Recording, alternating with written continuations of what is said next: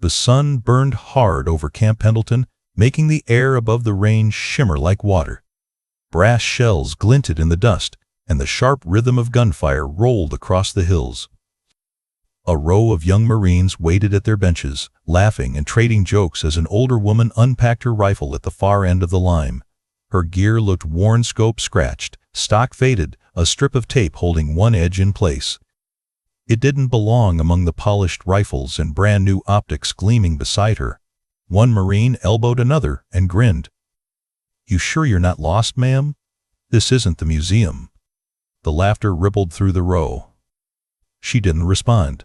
Her movements were calm, practiced, the kind of precision that comes from habit, not pride. She adjusted the windage knob, squinted into the mirage of heat, and exhaled. "Let's find out," she said quietly. The crack of her first shot split the air. When the dust settled, the target's center was gone, and so was the laughter. Before we begin, make sure to subscribe to Military and Veteran Stories so you never miss these true tales of courage. And tell us in the comments, where are you watching from today? Her name was Laura Kane. Most of the Marines didn't bother asking, and she didn't offer it. To them, she was just another civilian contractor, quiet, middle-aged, and far too calm for the noise of the range. The brass on her cap was plain, no insignia, no unit patch. Her clothes were faded, boots scuffed, nothing about her shouted authority. She worked slowly, the way someone does when they've done something 1,000 times. Each movement precise, bolt, chamber, scope, breath. Her eyes stayed steady gray, unreadable, the kind of eyes that had watched too much and judged nothing. The younger Marines shifted uneasily around her. They were loud, confident, all muscle and energy. One muttered under his breath, "She looks like somebody's mom out here." Another grinned, probably doing a documentary. Laura heard it, but said nothing. She'd heard worse in places where silence cost lives. She was in her mid-40s now, but once she'd worn the same uniform, the same eagle, globe, and anchor. She'd served long enough to earn the respect of a few and the scars of too many. Years ago, she'd walked off the line as a Marine sniper instructor, one of the best in her division. But combat had a way of changing how people measured themselves. Now she was back at Camp Pendleton as a civilian weapons evaluator, contracted to help assess new training protocols for the Marine marksmanship program. Officially, she was there to observe and report. Unofficially, she was there to see how the next generation handled the craft she'd spent her life perfecting. The recruits didn't care about her resume. They saw her plain jacket, her weathered gear, and drew their conclusions. When she leaned over one Marine's shoulder to adjust his scope, he pulled back slightly. Thanks, ma'am, but we've got this." Laura paused, then smiled faintly. "Make sure your cheek weld stays firm." "Winds drifting 5 left today." He nodded, dismissing her advice. A minute later, his round hit low, right in the dirt. She didn't gloat.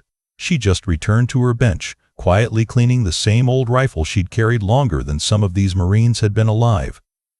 There was a scar across her right wrist, a thin white line, almost faded now. The only story it told was that she'd held onto something sharp once, maybe a weapon, maybe someone else's hand. The calluses on her palms were thick, built over years of recoil and repetition. No one noticed. To them, she was slow, deliberate, outdated. The kind of Marine who belonged to another era, before digital optics and drone support. They laughed about it quietly when she walked by, calling her the past generation. She didn't argue. Because they were right, she was from another time. A time when a shot wasn't just about numbers on a tablet, but about instinct, patience, and the wind singing through your ears. As the day stretched on, she kept her place at the edge of the range, taking notes on a clipboard.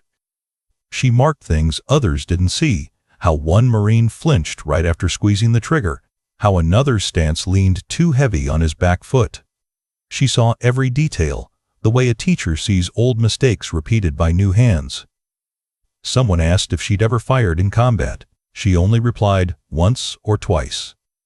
The understatement of a lifetime. Her thoughts drifted as the wind picked up, carrying the smell of burnt powder and hot brass. For a moment, she wasn't at Pendleton anymore. She was back in the desert, Helmand Province, years ago. The sun had been brutal that day, baking the sand until it shimmered white. Her spotter's voice still echoed in her memory, calm over the radio, winds shifting south, 3 clicks. She'd adjusted by instinct, watching a thin figure move through the haze. Then came the shot, clean, distant, final. The kind of moment that seared itself into the mind long after the noise faded. That was the last day she'd seen her team alive. She pushed the memory away. The present was simpler paper targets, laughter, and the rhythm of drills. The kind of normalcy she once dreamed of. When she glanced up, a few Marines were still watching her, whispering to one another.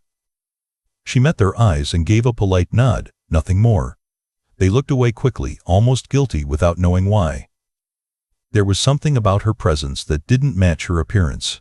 Quiet, but commanding in its own way. A calm that came from knowing what chaos truly looked like. The range officer, Captain Riker, approached, clipboard in hand. "Kane, right? You're the evaluator they sent from Quantico?" "Yes, sir," she said. He gave a short nod, half smile. "You don't say much." "I was told to observe," she replied. He chuckled. "Well, good luck getting these kids to listen. They think they invented marksmanship." She almost smiled. "Then let's see what they teach me." As Riker walked off, she turned back to her scope. The metal was warm against her fingers, familiar, grounding. Each click of adjustment was like breathing again. Each line of data on her clipboard, another heartbeat returning. No one knew that the woman they were mocking had once trained some of the best shooters in the Corps. That she had guided younger Marines through firefights, patched wounds under moonlight, and carried more silence in her heart than words could ever describe. To them, she was just the quiet lady with the old rifle. But time had a way of bringing truth back into focus, and before this day was over, Camp Pendleton would remember the name Sergeant Laura Kane. Captain Riker called the line back to order. "All right, people, next round. Kane, you're up with Private Dempsey. I want him shadowing your form for this run." The young Marine jogged over, a grin plastered across his face. "Guess I'm with the legend, huh?" His tone dripped with sarcasm, and the group chuckled. Laura simply nodded and motioned him to take the left bench. "Check your 0. Don't rush your breathing." "Yes, ma'am," he said, mocking her clipped precision under his breath. "Roger that." The others started whispering again. Someone muttered, "Bet she doesn't even break the black ring." Another replied, $5 says she misses half her shots." Even Riker smirked, trying to hide it behind his clipboard. "Let's just keep it clean out here, Marines. But hey, feel free to make it interesting." That was all the encouragement they needed. The jokes grew louder. "Maybe she's here to teach us knitting." "Yeah, or yoga-mindful marksmanship." Laughter rippled through the heat. Laura ignored them. She adjusted her bipod, tucked the stock into her shoulder, and took a slow breath. The world narrowed, just the wind, the target, and the rhythm of her heart. Private Dempsey leaned close, trying to sound polite. "You know, ma'am, these new scopes are laser-calibrated. That thing you've got looks kinda antique." She kept her eye through the glass. "Antique's still glass, private. What matters is who's behind it." He shrugged. "Sure, but I like my tech doing the work." "Then it's not your skill doing it," she said quietly. Her words landed sharper than she meant. The laughter paused for a second, then the group doubled down. "Old school philosophy, huh?" someone called out. "Let's see if it still hits the paper." Dempsey chuckled, raising his voice.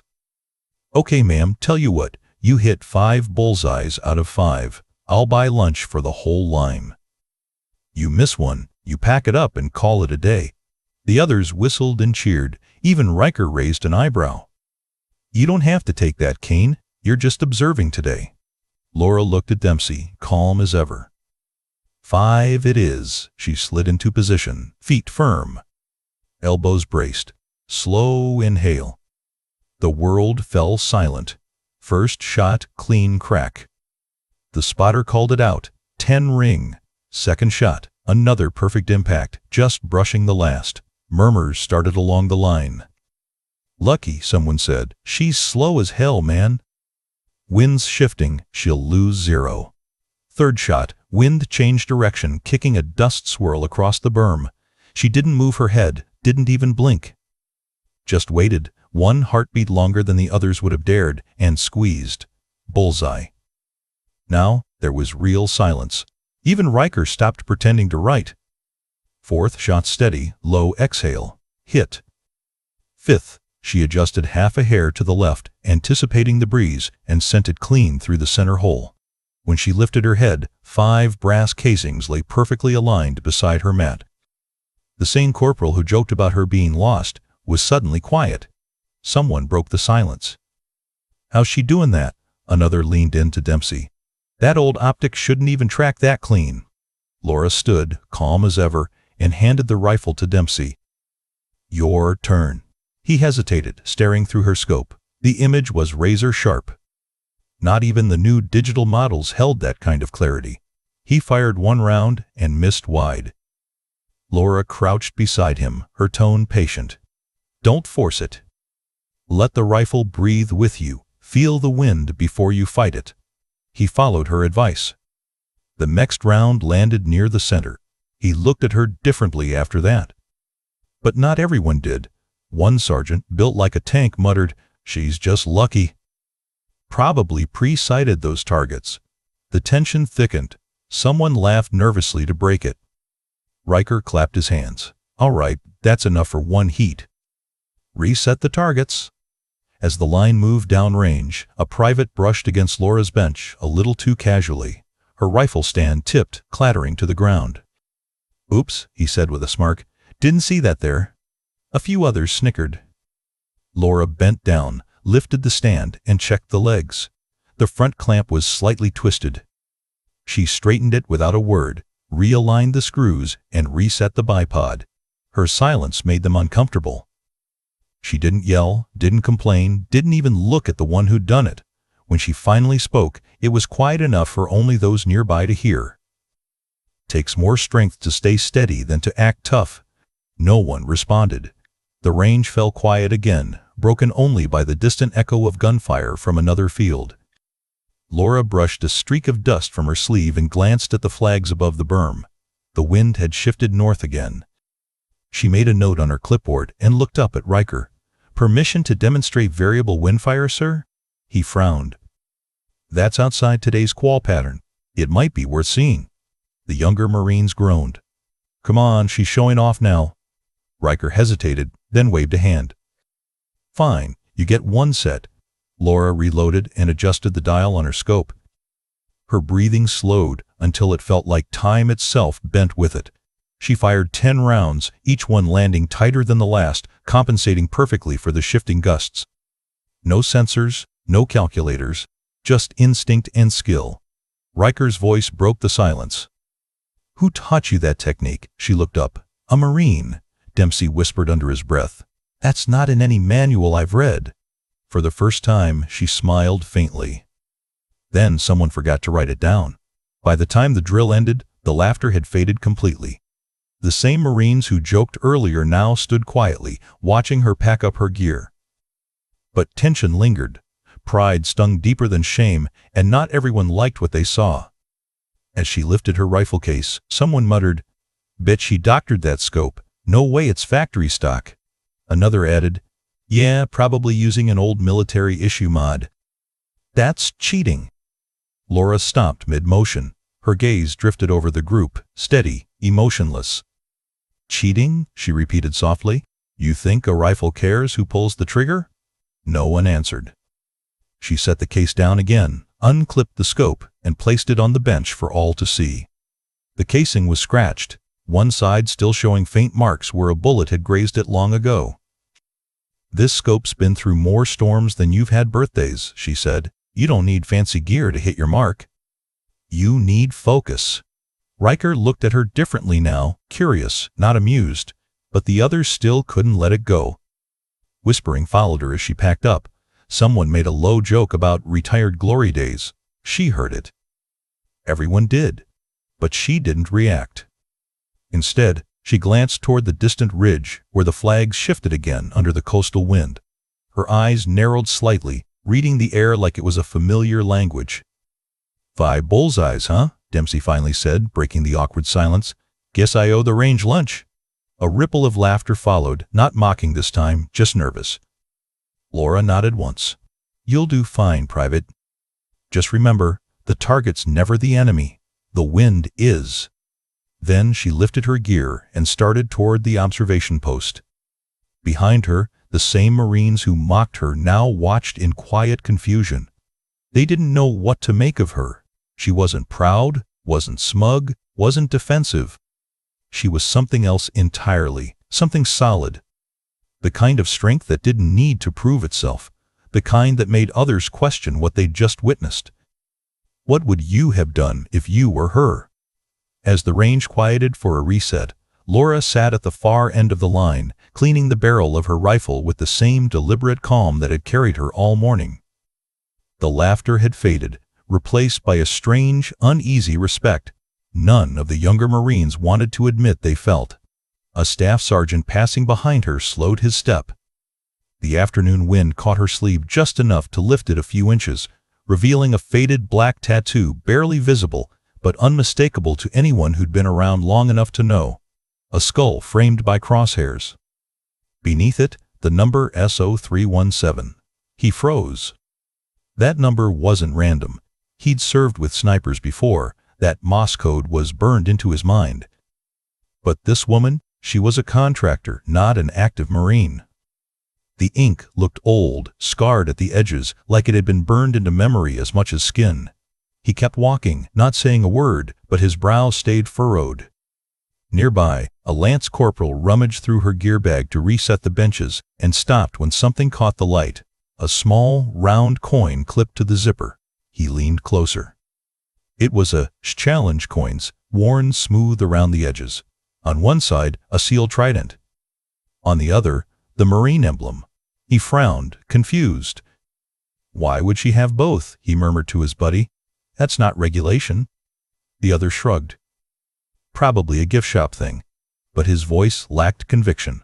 Laura stood then, walking over to a young Marine struggling with his rifle stance.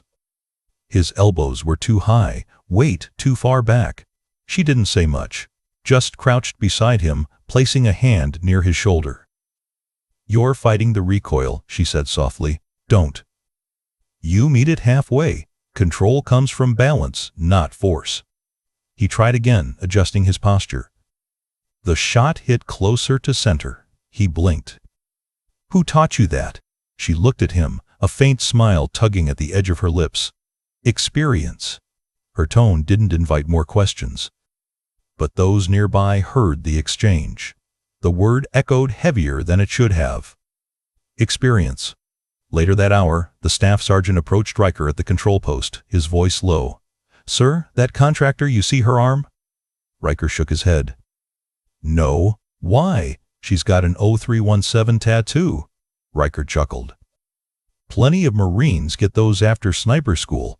The sergeant's tone hardened. "No, sir. Not like that. It's old. Like she earned it when it wasn't even standard. She's not just another qual shooter." Riker looked across the range toward Laura, now crouched beside another recruit, pointing to the flags at the far end. "Watch the cloth," she said. "When it ripples left, that's a quarter wind. When it rolls, it's a full value. Your scope doesn't tell you that. The sky does." Her voice carried just enough for Riker to hear. He folded his arms, the grin fading from his face. When the day's last drill wrapped, the Marines gathered around the benches, exhausted and sweat-soaked. Laura sat apart, filling out evaluation sheets. Her handwriting was neat, steady. She signed each form carefully, then reached for her keychain to clip them together. That's when Dempsey noticed something glinting beside her keys. It wasn't regulation ID, just a pair of old dog tags, edges worn dull with time. A faint emblem was etched on one side, the same sealed trident and marine globe that had been on the coin. He tilted his head, trying to make out the name stamped into the metal. The letters were faded but legible, K-A-N-E-L, and beneath it, smaller, the words O.P. Sand, Viper. He didn't recognize it. but the phrase carried a weight that felt classified or close to it. Laura noticed him looking. She tucked the tags back under her sleeve and smiled. "Careful, Private." "Curiosity's a powerful weapon. Handle it right." He flushed and muttered an apology, stepping back. She finished her notes and stood, scanning the range one last time. The wind had died down, leaving only the sound of gulls from the distant coastline and the faint metallic hum of cooling barrels. Riker walked over, nodding toward her gear. "That scope of yours mind if I ask where you got it?" She met his eyes. "It was issued to me once." "Marine issue?" Her gaze drifted toward the horizon. "Something like that." Riker studied her for a long moment, then let out a quiet breath. "You've got a few people curious today." "That's good," she said. "Curiosity means they're learning." When she turned to leave, the staff sergeant caught her sleeve again, this time intentionally. "Ma'am," he said, voice cautious, "that ink, you were a sniper, weren't you?" Her eyes softened. "Once." The way she said it ended the conversation. The Marines exchanged glances as she walked away, the coin and tags faintly clinking with each step. Every small sound seemed heavier now, like clues in a story no one had permission to hear. By the time she disappeared into the armory's shadow, the laughter that had filled the morning was gone, replaced by a silence thick with questions. No one knew who she truly was. But every Marine on that range could feel it now. Something about her didn't belong in the category of civilian contractor. She carried herself with too much precision, spoke with too much certainty.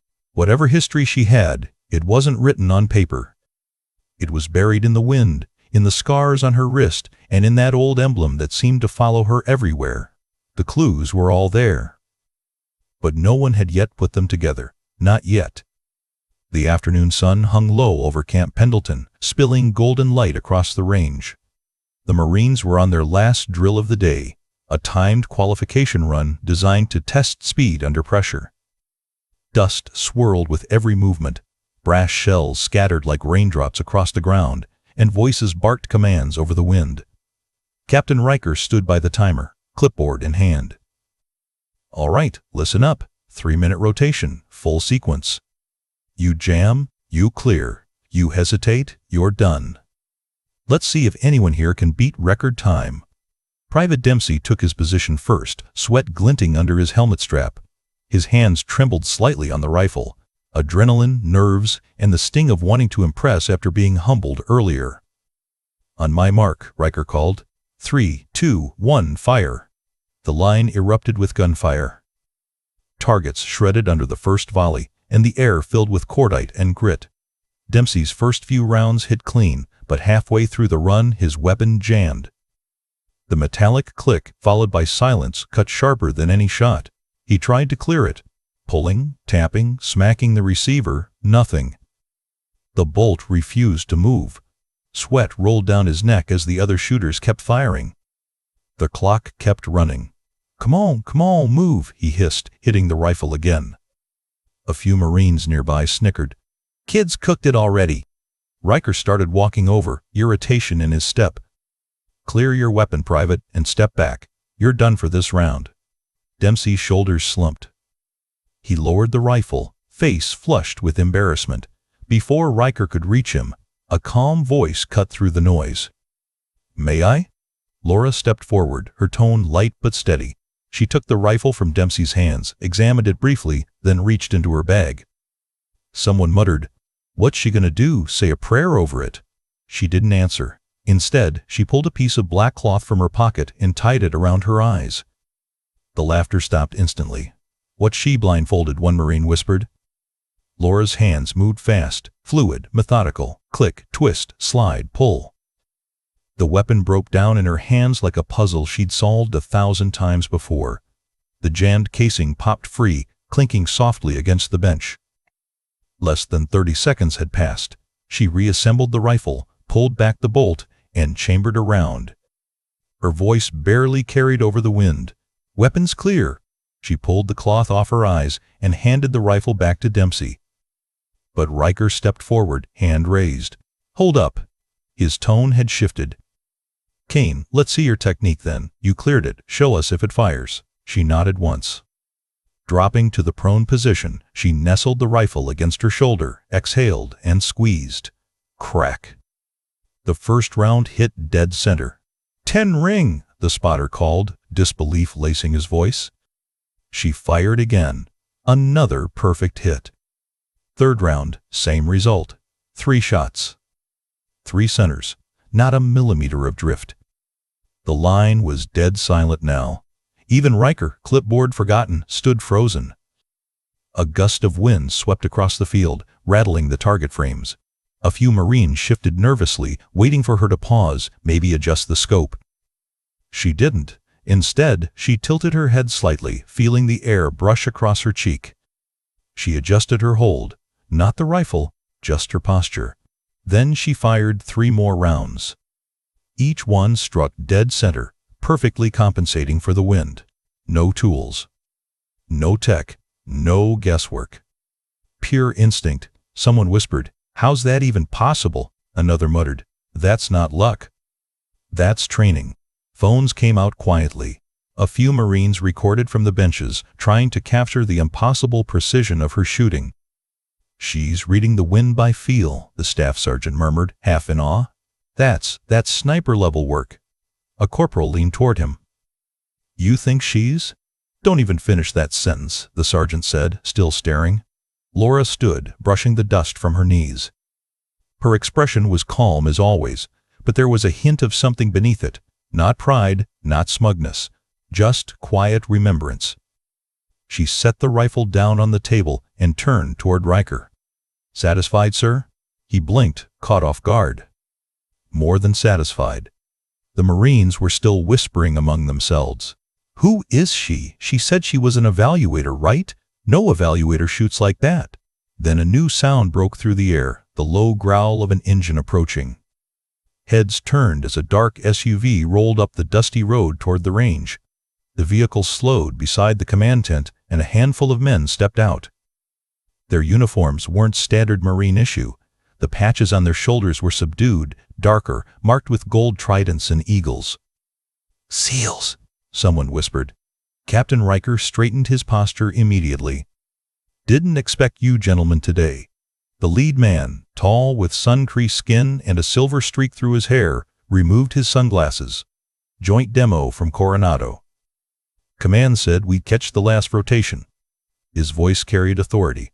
Calm, measured, like someone who'd spent decades giving orders under pressure. His nameplate read, "Commander Blake Nolan." Riker nodded respectfully. "Welcome to the range, Commander. We're just finishing our qual rounds. You're free to observe." But the commander wasn't listening. His gaze had locked on Laura. She was collecting brass at the end of the line, kneeling in the dirt, completely unaware. The sunlight caught the edge of her old scope as she turned, the tape glinting gold for a second. Blake froze. The air around him seemed to thin.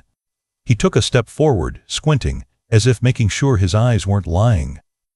One of his men noticed. "Sir?" He didn't answer. His jaw tightened, then relaxed. "No way!" he whispered under his breath. He walked closer, slowly, like approaching a ghost. Laura looked up at the sound of boots stopping behind her. For a moment, neither spoke. Then Blake exhaled sharply. "No way. That's Kane?" The younger SEAL beside him frowned. "You know her, sir?" Blake's eyes didn't leave her. "Everyone should." The Marines glanced at each other in confusion. Dempsey leaned toward the corporal beside him. "What's going on?" The corporal shrugged, still watching. "I think we're about to find out." Blake removed his cap and ran a hand through his hair, disbelief etched across his face. "You've got to be kidding me." Laura stood, dusting her hands. Her expression stayed composed, but there was a flicker of recognition, the kind that only comes when past and present collide. "Afternoon, Commander," she said quietly. He let out a low laugh, shaking his head. "It's really you." Sergeant Laura Kane, Ghost 3. The entire range went still. Even the flags on the berm seemed to stop moving. No one spoke, but everyone felt the shift. The same Marines who'd mocked her that morning were staring now, realization dawning, piece by piece. Riker took a slow step forward. "Ghost 3?" he repeated softly. Blake nodded, eyes still on Laura. "She's the reason my team's standing here today." Whispers rippled through the group. Dempsey blinked, stunned. The reason his team? The commander took a breath, looking around the range at the confused faces. "You kids don't even know the half of it." Laura said nothing. She simply slung her rifle over her shoulder, gaze fixed on the horizon. The man who once led elite missions across the globe had just frozen in front of her, not out of fear, but out of respect. And the Marines who'd spent all morning laughing finally understood. The quiet woman they'd dismissed wasn't just good with a rifle. She was the kind of Marine legends are built around. Commander Blake Nolan walked closer, his boots crunching over the gravel. His expression had changed, no longer the casual confidence of a visiting officer, but something weightier, something deeply personal. The kind of look reserved for ghosts that suddenly come back to life. He stopped a few feet from Laura, studying her face as though time itself was playing tricks on him. For a long moment, he didn't say a word. The Marines around the range stood frozen, the heat pressing down, the air humming with a silence no one dared to break. Finally, his voice cut through it, low, steady, and carrying more gravity than anyone expected. "Ma'am," he said slowly, "are you Sergeant Laura Kane, Ghost 3? The nickname hit the air like a detonation. Ghost 3. Every Marine in earshot turned toward her, whispering. "Ghost 3? Did he say Sergeant? Who the hell is that?" Laura's gaze didn't waver. She looked him straight in the eye, the faintest edge of weariness beneath her calm. "That was a long time ago, Commander." Blake exhaled, shaking his head with a small, disbelieving laugh. "Long time or not, you saved 6 of my men in Helmand. You covered our extraction under direct fire for over 12 hours. You were hit twice and didn't leave your post." He turned to the others, his voice rising, not in anger but in awe. "You all standing here today just mocked the Marine who held Ridgepoint alone after we went black on comms, who crawled half a mile through open terrain to drag my spotter to safety, who never once asked for credit." The range fell completely silent. Even the gulls circling overhead seemed to disappear. Captain Riker's face paled. "You're telling me she's that, Kane?" Blake nodded once. "There's only one!" Dempsey's mouth fell open. The same hands that had offered her a bet this morning now hung limp at his sides. "She was a sniper. Not just a sniper," the commander said. "She was the sniper we all prayed was watching our flank." Laura lowered her eyes, her voice soft but firm. "It was just the job, sir." "Just the job," Blake repeated quietly. "You held off an entire column with 1 rifle and 3 mags. You bought us enough time to get air support in. That wasn't a job. That was courage." No one moved. No one even breathed. The Marines who'd spent the morning laughing now stood utterly still, shame burning across their faces. One by one, they straightened their posture instinctively, eyes locked on the woman they'd dismissed hours earlier. Blake stepped forward, his voice now quiet but unshakable. "With all due respect, Sergeant Kane," he raised his hand and saluted. The movement was slow, deliberate, and absolute. Every Marine on that range froze. Riker's clipboard slipped from his hand, forgotten in the dust. The young Marines who had smirked and joked at her expense immediately followed suit, shoulders back, arms up, hands to brow. Dozens of salutes held steady against the fading light. Laura stood there, motionless for a moment. Her eyes glistened, not tears, but something deeper, something that came from years of carrying silence. Then she returned the salute, short, precise, respectful. No one spoke. No one dared to. The same crowd that had once mocked her now stood in wordless honor, realizing they weren't just in the presence of an instructor. They were standing before a legend. Commander Nolan turned to face the stunned formation, his voice carrying across the hot range. "You kids just mocked the woman who wrote half your sniper field manual." A ripple of disbelief spread through the crowd. A few Marines exchanged glances, hoping they'd misheard him, but the commander wasn't smiling.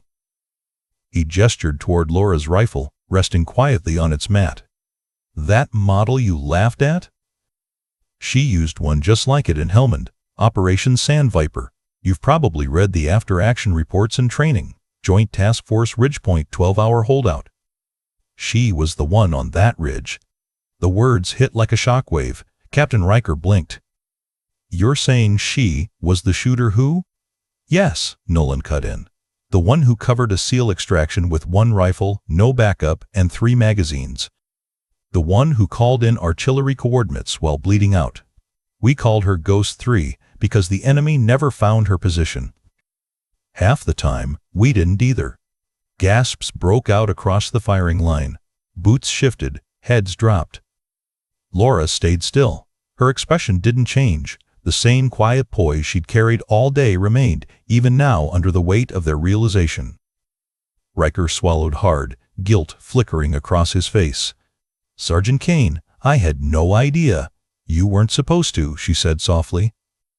That was the point, Blake Nolan continued, his voice growing more solemn. She trained Marines and SEALs alike. Her wind charts, her recoil calculations, even her engagement distance drills, those were her contributions. You've been using her methods since boot. Every one of you. No one moved. The same young corporal who joked about her grandma's optics finally stepped forward, face flushed, voice trembling. Ma'am, I didn't know. I swear, I didn't know. Laura turned to him slowly, her tone calm, not angry. You never have to know someone's story to treat them with respect. The words landed heavier than any reprimand. The corporal's throat tightened. He nodded, unable to meet her eyes. Nolan looked down at her rifle, the same scope wrapped in old tape. The glass still gleamed faintly in the sunlight. You kept the original, he said quietly. She nodded once. Didn't see a reason to replace what already worked? He gave a small, proud smile. That's the difference between shooters and snipers. One relies on gear. The other relies on discipline. For a long, breathless moment, no one spoke. The entire firing line stood silent except for the distant call of a hawk circling high above. Then Nolan straightened. Range! Attention! Every Marine snapped upright, boots together, rifles down. He turned back to Laura, voice firm but reverent. Sergeant Kane, on behalf of the United States Navy and every man who made it home because of you, thank you for your service. He raised his hand again in a sharp, deliberate salute. Without hesitation, every Marine followed. Dozens of hands rose across the range, the synchronized motion cutting through the heat and dust. For the first time all day, Laura looked taken aback, her lips parted, her breath catching for just a second. Then she returned the salute, short, perfect, professional. The silence that followed felt sacred. Sunlight broke through the haze, glinting off the scope that had drawn so much ridicule hours before. Its worn metal caught the light, shining like something eternal, proof of the difference between what's new and what endures. The same Marines who'd mocked her now stood motionless, eyes fixed on that old rifle, as if seeing it for the first time. Blake dropped his hand and said quietly, We don't salute legends every day. But when one walks among you, you damn well better recognize her. No one argued, no one laughed. All that remained was respect earned, not demanded. Laura Kane stood beneath the California sun, the hum of silence heavier than applause. And in that moment, she didn't look like a contractor or a visitor or someone forgotten by time. She looked like what she had always been, a Marine. The range emptied slowly, the sun dipping low behind the hills. The echoes of gunfire faded into quiet, replaced by the faint rustle of wind through the brush. Laura stood alone at the far bench, packing her gear with the same careful precision she'd shown all day. One casing at a time, one strap at a time. Every motion calm, deliberate, ritual. The others had already drifted toward the barracks, their laughter muted, replaced by the low hum of reflection. As she lifted her rifle case, a shadow fell across the bench. It was the young corporal, the same one who'd mocked her that morning about her grandma's scope. He hesitated, then cleared his throat softly. Ma'am, he said, voice barely above a whisper, let me carry that for you. Laura paused, looking up at him. For the first time, he met her eyes without flinching. There was no pride there now, only respect. She smiled faintly, the kind of smile that comes from recognition, not victory. "You don't have to." "I know," he said, his hand already closing around the handle. "But I should." She let him take it. For a few moments, they walked side by side toward the vehicles, silence stretching between them. Not awkward, but peaceful. As they reached the lot, she stopped and turned to him. "Learn your craft," she said quietly. "Someday, you'll teach someone else. Make sure you teach them right." He nodded, words caught somewhere between his throat and heart. "Thank you, ma'am," he managed. "For everything." She gave him a nod of her own, then loaded her gear into the back of her truck. The engine started with a soft rumble. The corporal stepped back, watching her go, the weight of the day settling heavy in his chest. As Laura drove off down the dusty road, the last light of the day caught her windshield, flashing like a salute. The narrator's voice softens. Some heroes don't stand at podiums or wear ribbons on their chest. Some walk among us quietly, carrying the weight of what they've done and the lessons they've learned. They don't ask for recognition because they've already paid for it, in silence, in scars, in service. Courage isn't about noise. It's about doing your duty when no one's watching, and never needing credit when they finally do. Sergeant Laura Kane never asked for recognition. She didn't need applause or ceremony. But on that hot afternoon at Camp Pendleton, she reminded every Marine on that range what humility truly looks like. Respect isn't earned through words or medals. It's earned through quiet consistency, through character, through the way you carry yourself when no one's watching. That day, she didn't just teach them how to shoot. She taught them what it means to serve with grace, to honor the craft, and to remember those who came before. Heroes like Laura don't fade. They become part of the foundation every new generation stands on. If you enjoyed this story, please subscribe for more military and veteran stories. These true tales of valor, honor, and respect keep the courage alive for generations to come. And tell us in the comments, where are you watching from today?